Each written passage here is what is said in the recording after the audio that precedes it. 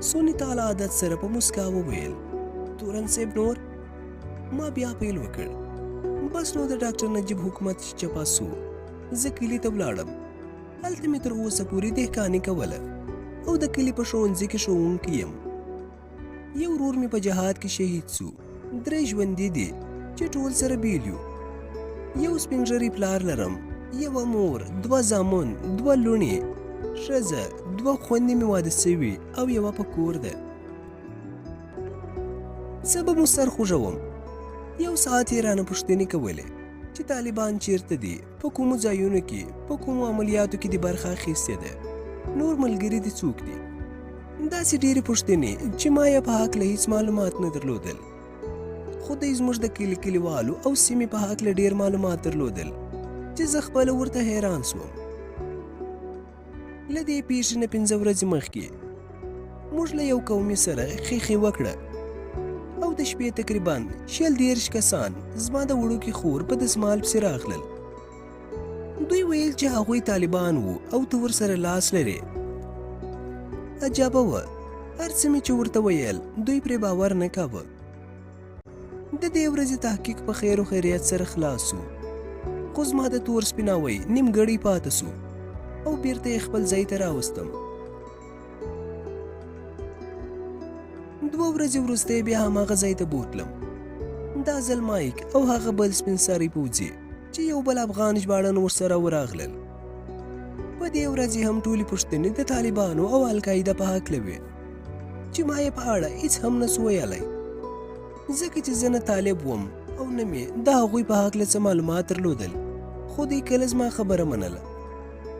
دوی ویل چې په ننګرهار او خوږیاڼو کې ټول بریدونه او چاودنې ما او زما په مشرۍ ملګرو مې کړي دي. زه د لسګونو کسانو قاتل یم.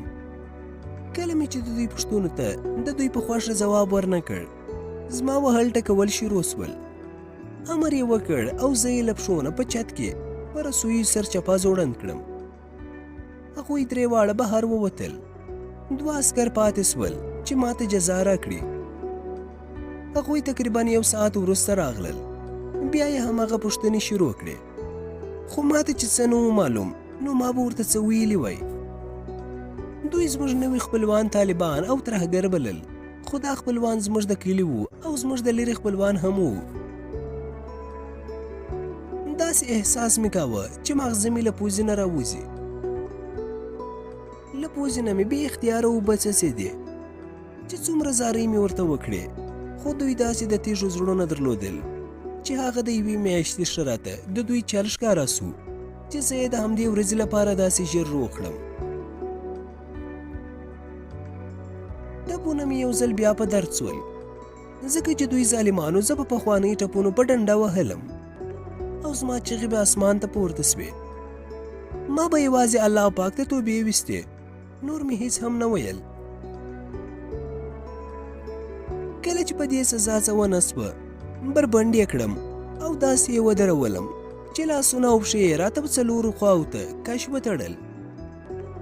مایکل را وړاندې سو، څه یې ویل او په لاسي ډنډه باندې یې کرار کرار په پښتو یې وهلم.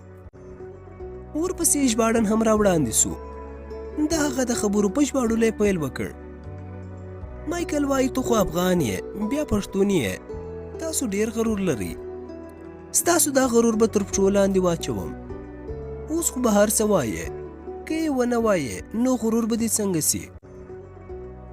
له دې سره مې د ژباړن په مخ لاڼې تو کړې او په کنځلو مې شروع وکړه.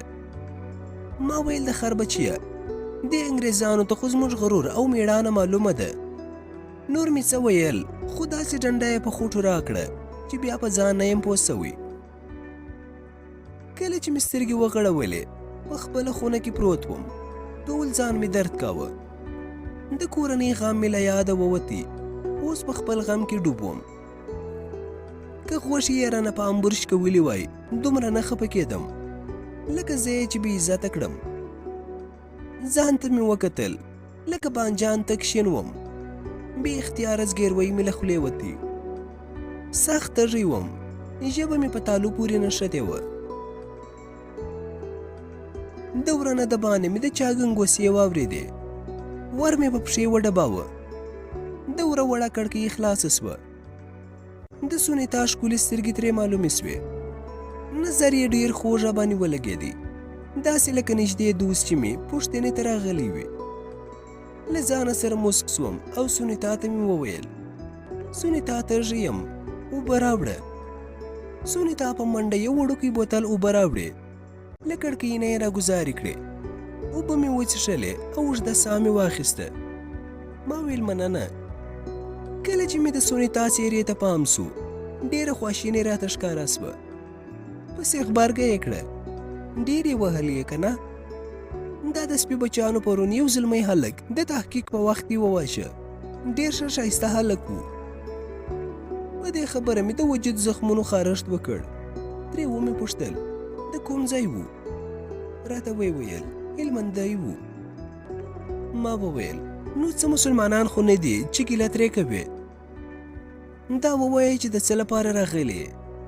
په لنډه یې وویل: هسې ما ویل چې کوم شي ته خو به ضرورت نه لرې. دا یې وویل او نوره لاړه. زه او دردونه مې یوازې پاته سو. څو شېبې وروسته سونیتا راته لږ څه درمل راوړل، همدا چې ومې خوړل. لږ وروسته مې دردونه یو څه غلي سول. د ارامۍ احساس مې وکړ او سترګې مې راباندې درنې سوې. په سبا یې 2 توریان راغلل. یو څه دوا او ملهمونه یې راکړل.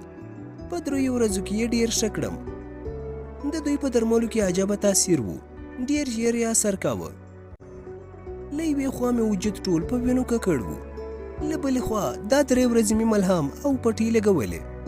بد بوی رانه پورته کېدی. زړه مې ورنه سخت په تنګ سوی و. له ویرې مې د لامبولو او ځان مینځلو غوښتنه نه کوله، ځکه ویرېدمه چې وایي به روغ سوی یم، بیا به راباندې د وهلو چلونه زده کوي. تر سبا مې هیڅ غږ ونه کړ. دوی بلا وهلي له پاکوالي سره ډېره مینه لري، ځکه خو یې زندان او زندانیان هم پاک ساتل. د سهار له چای سره سونیتا له یوې نوې ښځې سره چې په نظامي جامو کې وراغله. دوره له خلاصېدو سره یو پوځي خونې ته راغلي، لاسونه یې راته وتړل. پسې هغه مېرمن هم راغله. د ښځې سپوږمې مونجې سوې. زه پوه سوم چې بوی دې ته هم ورسېدی چې دا څو ورځې مې ځان په ملهمو غوړ کړي، خو وینځلې مې نه دی، ځکه خو مې وطاق د ملهمو بوی کوي. ښځې ته یې زما خبرې ترجمه کړې.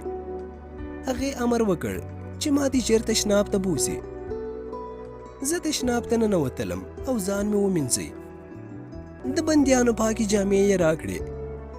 وجود مې یو څه سپک سو.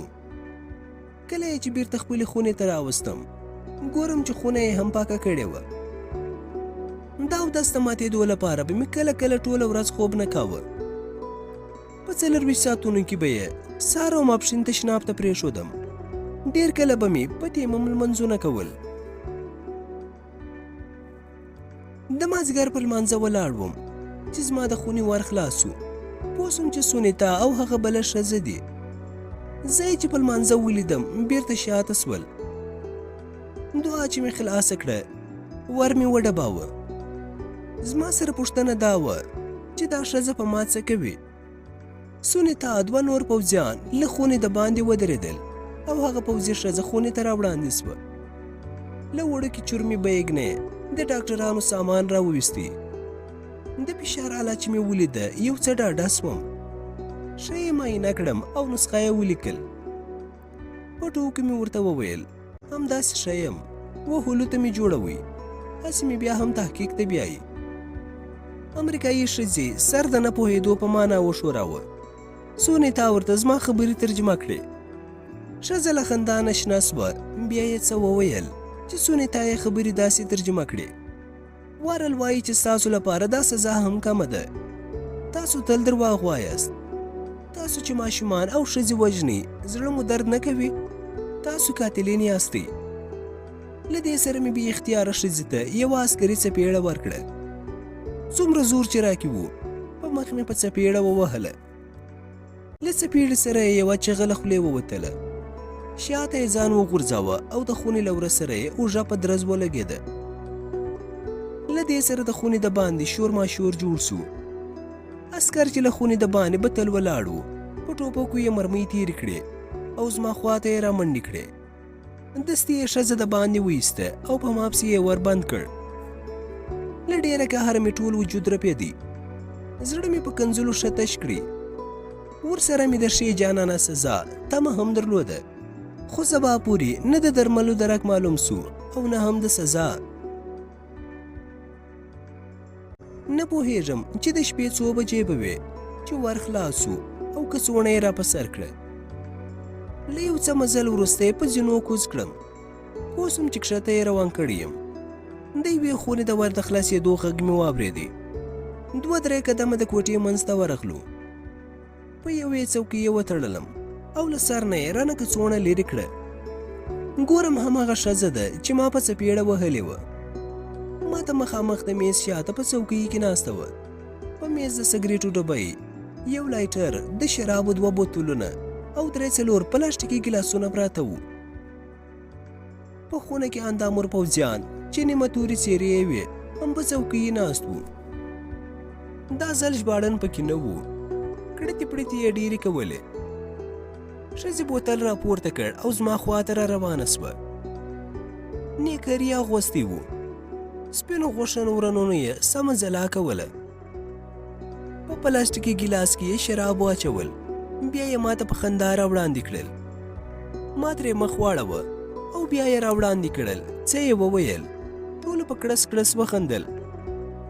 سره له دې چې په څوکۍ کې بند کلک تړل سوی وم، نورو 2 پوځیانو هم کلک ونیولم او ښځې راته د شرابو بوتل په خوله ومنډې. پوزه یې راته په ګوتو بنده کړه. ما ساه اخیسته او هغه د زهر ګوټ مې له مرۍ تیر سو. کرار کرار یې نیم بوتل را باندې وڅښه. ما به نور څه کړي وای؟ وای د زور ور وهل او د کمزوري کنځات. ما کنځلې کولې او هغوی خندله. ورو ورو مې ژبه درندېده او سر مې ګنګس سو. څو شېبې وروسته به چې د دوی واره باندې ولګېدې، یو ټکان به مې وخوړی، خو په درد یې بیا نه پوهېدم.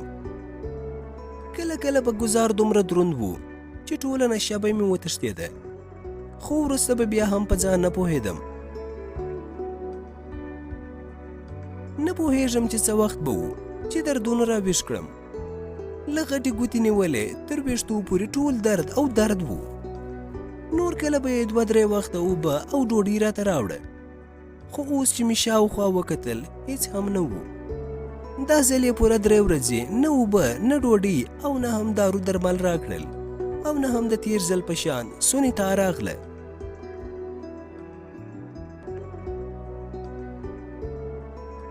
درنو اورېدونکو، دا برخه پر همدې ځای پای ته رسېږي. تر یوې بلې برخې د الله په امان.